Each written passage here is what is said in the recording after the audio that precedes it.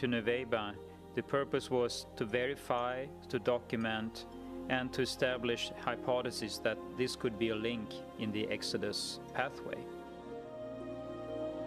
Based on his analysis of documentary evidence, Leonard Muller had long suspected the Aqaba coast as the probable location of the Red Sea crossing.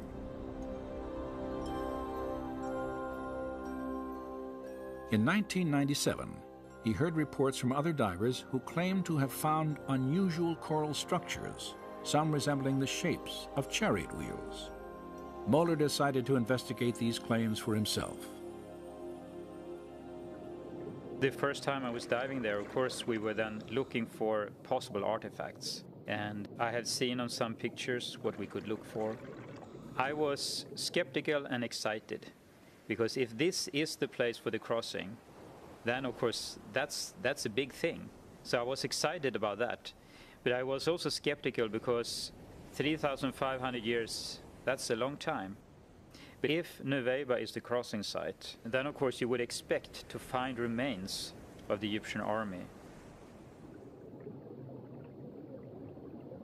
Like others who had explored Nuweiba before him, Muller immediately recognized the difficulty of this search. If we assume that a number of artifacts were spread out on the seabed, sooner or later corals would start to grow on them. And of course, if you have a number of layers of coral growing on something, it's very hard to distinguish the structure that was there from the very beginning. Though the coral complicates any search here, it may have been instrumental in preserving the shapes of ancient artifacts. For coral is a living organism that will not begin to grow on a foundation of sand or silt. Instead, it must first attach itself to a solid object, where it will sometimes conform to the shape of its host. So for instance, if it would grow on a wooden artifact, the wood would normally disappear in the seawaters after a time. But if you have corals growing on the wooden artifact, the coral could have the shape of the wooden artifact. And then the corals would consume the wooden material over periods of time, but still keep the shape of the wooden artifacts. During the course of his explorations, Muller observed that the pattern of coral growth at Nuweiba differed from other parts of the Gulf.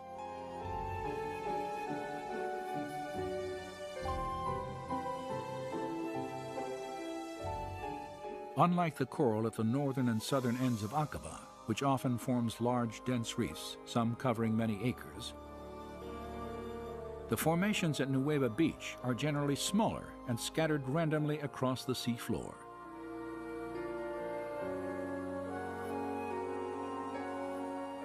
Divers familiar with the area have compared the distribution of coral here to a junkyard and the aftermath of a disaster. This description is fitting, and among the strange formations in these waters, many display features indicative of human engineering.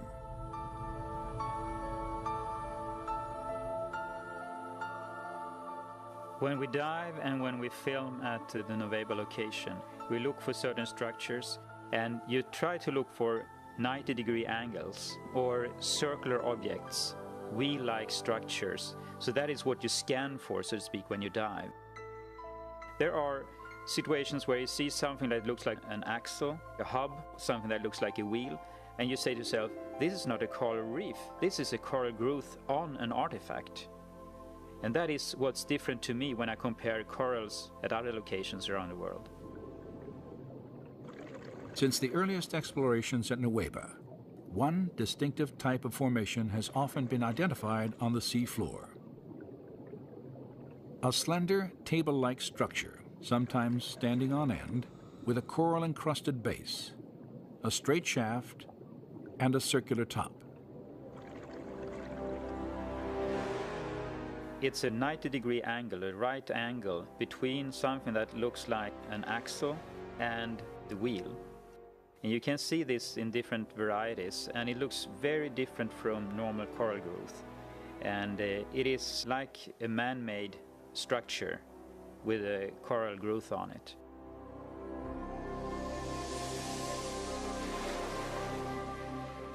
While most of the possible artifacts found off the coast of Nueva are covered with coral, one significant discovery was not. There is one find at the Nueva location that is of great interest, and that is the gilded wheel. It is a wooden basic structure of the wheel and is covered with gold, or electrum. It's a mixture of silver and gold, and corals have not been able to grow on it. It's been very well preserved. Although it's very fragile, it seems like the wooden content has been dissolved. So I mean, you could break it if you would try to remove it. After its discovery, the fragile wheel-shaped veneer was photographed, then left in place on the sea floor. Later analysis revealed that its dimensions and design resembled four-spoke chariot wheels painted on an 18th dynasty tomb wall near the biblical date of the Exodus.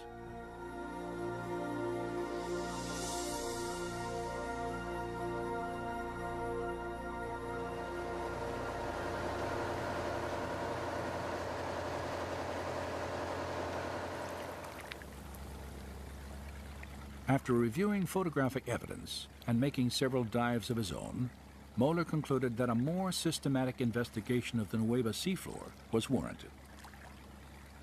He realized that the limited diving time afforded by scuba equipment would never allow an extensive search of the area.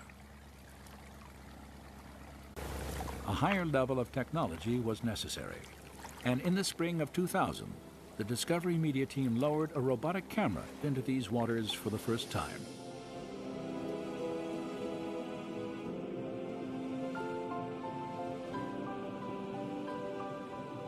This has never been done. No one have been in the area at all with a remote control camera.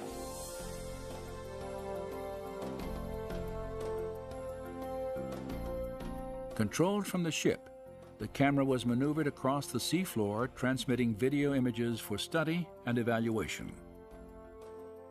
We have been down to some 80-90 meters, so we can go deeper down that we can't do with ordinary diving, and we can be down as long as we like.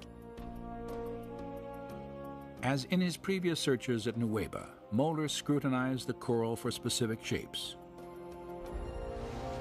We can see that because it's a 90-degree angle. You see the seabed here, there are some structures that are just a little bit above the surface of the seabed.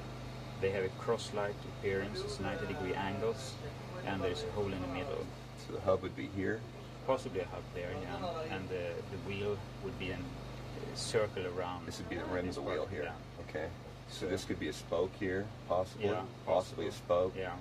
And what would the diameter of that rim be? That's a good question, but we would expect it to be about 1 meter, about 3 feet wide. Okay. In diameter.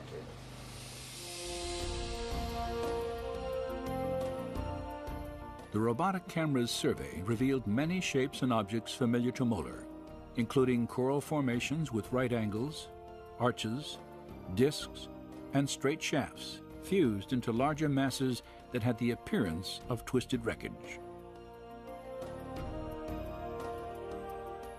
Now, when we have been able to go back and forth with the remote control camera, we can repeatedly see that these strange structures we are looking for are there. Not at one place, but you see them again and again and again. And this could be the outer rim of a wheel going around like The that. abundance of these unusual coral structures was even more apparent when tapes of the expedition were carefully scrutinized during the months following the search at Nueva. Perhaps have a wheel here, standing on the seabed.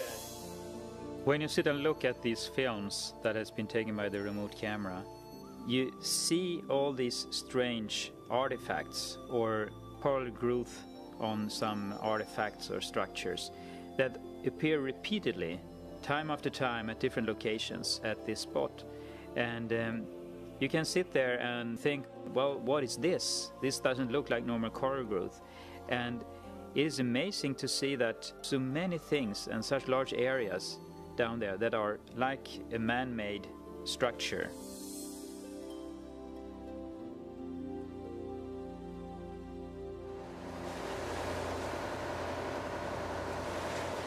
While the robotic camera logged hours of video documentation, Viveka Pontien and other divers on a second research vessel used metal detectors to evaluate specific structures on the sea floor.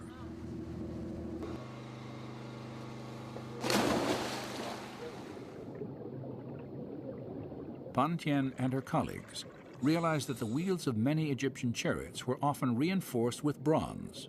They hoped to find evidence of the metal encrusted in coral.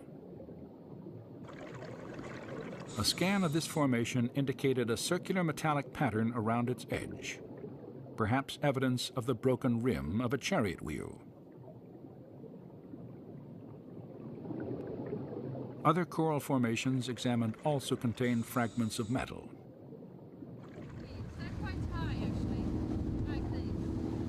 Viveka Pontien's interest in this research was heightened by a discovery she had made 3 years earlier, 8 miles due east of the Nuweiba Peninsula.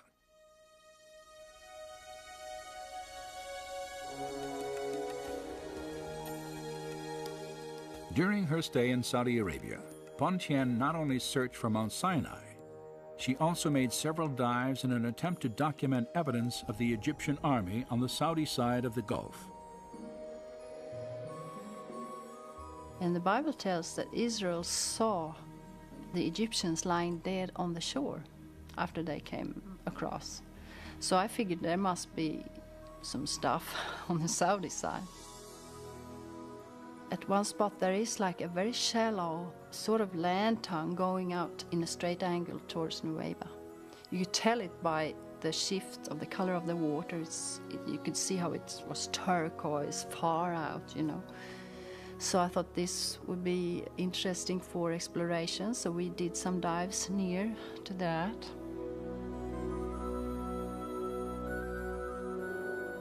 The scattered, irregular coral formations on the Saudi side of Aqaba resemble those previously found off the Nuweiba Peninsula.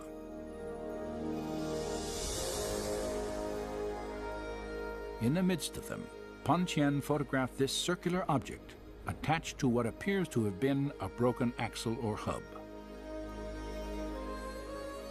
This discovery was significant for 2 reasons.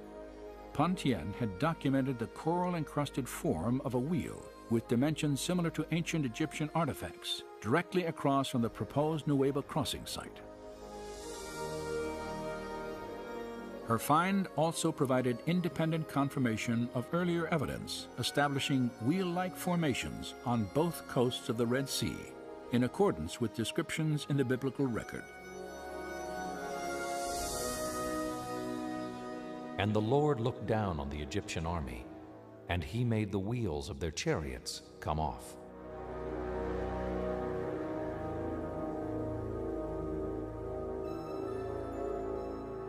A common question is, why didn't you bring up artifacts? And there are several answers to that.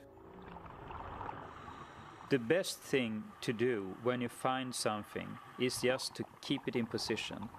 Document it, but keep it in position. It's very easy to destroy anything.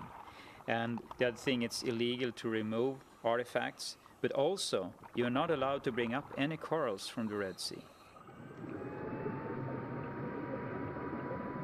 While Egyptian environmental laws prohibit removal of any coral for scientific dating and analysis, photographic evidence may provide a link to the time of the Exodus.